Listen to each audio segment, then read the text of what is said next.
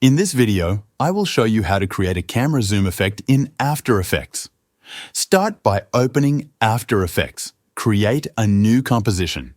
You can set the settings according to your needs and change the background color if you want. Once the composition is created, bring in the video or picture layers that you want to zoom into. When the pictures or videos are in the timeline, select each one and press S on your keyboard. This will open the scale settings. Set their scale to whatever size you like and adjust their position to your liking. Once both pictures or videos are placed properly, go to the Composition panel. Right-click, hover your mouse over New and select Null Object. This will create a null layer above your clips.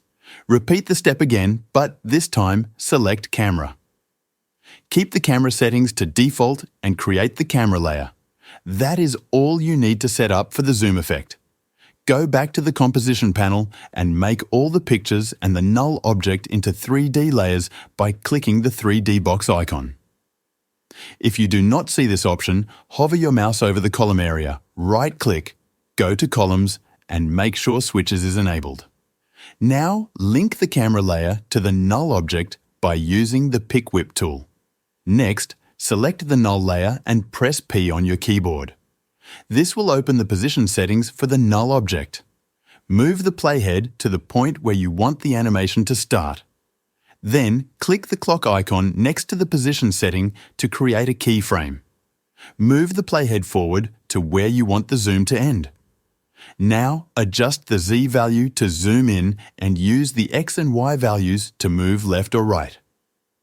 Tweak these settings until you are satisfied with the movement. I will first move slightly to the left while zooming in, then move to the right, and finally zoom out back to the default position.